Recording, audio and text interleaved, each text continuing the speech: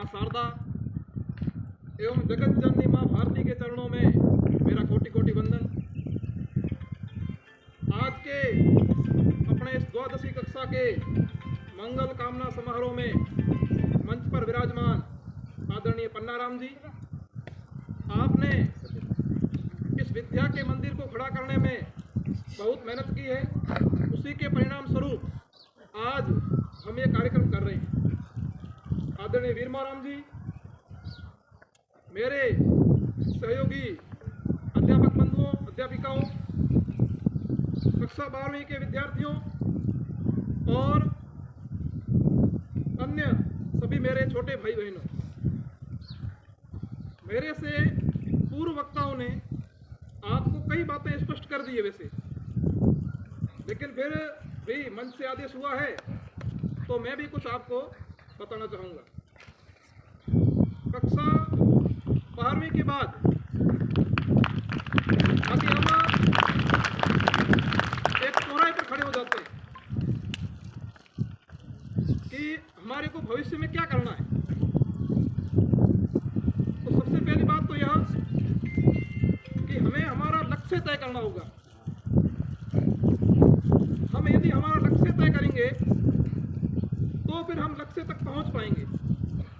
यदि हमारे को पता ही नहीं है कि हमारे को करना क्या है तो हम कुछ नहीं कर पाएंगे। जैसे माना कि हम कहीं बस में चढ़ते हैं तो कंडक्टर हमारे को पूछता है भाई आपको कहाँ जाना है। यदि हमारा लक्ष्य तय नहीं है कि हमारे को बाड़मेर जाना है, जोधपुर जाना है, तो हम उस कंडक्टर को क्या जवाब देंगे? हम उसको जवाब नहीं दे सकते। इसलिए अभी हम 12वीं कक्षा में पढ़ रहे हैं तो हमें हमारा लक्ष्य तय करना होगा कि हमारे को भविष्य में क्या करना है। क्योंकि देखो, हमारा जो लक्ष्य है ना, जिस प्रकार से अर्जुन को केवल चिड़िया की आंख दिख रही थी, अन्य लोगों को पूछा तो उनको कहा, किसी ने कहा पेड़ दिख रहा है, किसी ने कहा पत्तियां दिख रही है, किसी ने कहा टहनियां दिख रही है, किसी को क्या दिख रहा था, लेकिन उनको केवल चिड़िया की आंख दिख रही थी। तो हमारा जो लक्ष्य है वही हमको दिखना चाहिए। और लक्ष्य प्राप्ति के लिए हमारे को थोड़ी तपस्या करनी पड़ेगी, मेहनत करनी पड़ेगी, थोड़ा सा हमारे को कष्ट होगा, लेकिन उन कष्टों को यदि हमने सह लिया तो हमारा भविष्य सुखद होगा। लक्ष्य तक पहुंचे बिना पथ में पथिक विश्राम कैसा, यानी जब तक हमारे को लक्ष्य की प्राप्ति नहीं हो तब तक हमारे को विश्राम करने की आवश्यकता नहीं है। अब जरूरी नहीं है कि हर व्यक्ति पढ़ लिख कर नौकरी प्राप्त करे। कोई सरकारी नौकरी प्राप्त करेगा, कोई प्राइवेट सेक्टर में काम करेगा या अन्य प्रकार के कार्य करेंगे, उसमें कोई दिक्कत नहीं है। लेकिन हम जो काम करें, अभी गोविंद जी ने बताया राष्ट्र प्रेम, तो हम जो भी काम करते हैं उसमें राष्ट्र प्रथम होना चाहिए। यानी हम वही काम करें जो देश हित में हो, इसमें देश का हित हो। यदि स्वयं के स्वार्थों की पूर्ति नहीं होती है तो कोई बात नहीं, निज स्वार्थों को तिलांजलि देकर भी यदि देश हित में काम है तो उस काम को हम करें। भला हो जिसमें देश का, वो काम सब किए चलो। यानी जिस काम में देश का भला हो वो काम हमारे को करना है। यह भाव हमें जीवन पर्यंत स्वयं के अंदर रखना होगा। ऐसा हम कोई भी काम नहीं करें जिससे देश को हानि हो। अब हम कोई भी काम करेंगे या हम अपना लक्ष्य निर्धारित करेंगे तो हम जो काम करें उस काम को पूर्ण निष्ठा एवं ईमानदारी के साथ करें। तो अपने को काम तो करना ही, तो फिर उस काम में किसी भी प्रकार का मन हमारा कमजोर नहीं हो, उस काम को हम पूर्ण निष्ठा के साथ करें। एक उदाहरण के द्वारा मैं आपको यह स्पष्ट करता हूं। एक बार एक किसी मंदिर का काम चल रहा था, तो वहां से एक कोई सन्यासी गुजर रहे थे, तो उन्होंने कहा कि मंदिर का काम चल रहा है, अपन देख लेते हैं भाई कैसा काम चल रहा है। तो मंदिर के अंदर गए, उन्होंने कारीगर को पूछा भाई क्या कर रहे हो, तो उसने जवाब दिया, सीधे बैठो एक बार पहले आप। उसने जवाब दिया कि देख नहीं रहे हो, मैं इन पत्थरों से माथा फोड़ रहा हूं। स्वामी जी थोड़े आगे बढ़े, दूसरे से पूछा भाई क्या कर रहे हो, तो तो उसने कहा कि पेट है हमारा पापी होता है, उस पेट को भरने के लिए कुछ न कुछ रोजगार करना पड़ता है, इसलिए मैं ये काम कर रहा हूँ। थोड़ा आगे बढ़े, तीसरा कोई व्यक्ति मिला, उनको काम कर रहा था। उसको पूछा भैया क्या कर रहे हो? उसने कहा क्या कहा, देखो कि ये मंदिर का काम चल रहा है, मेरा सौभाग्य है कि मैं इसके अंदर काम कर रहा हूँ और मेरे द्वारा तराशा गया पत्थर इस मंदिर के अंदर लगेगा और हजारों वर्षों तक ये मंदिर जिंदा रहेगा, तो मेरी याद भी इसके अंदर रहेगी। इस प्रकार का भाव।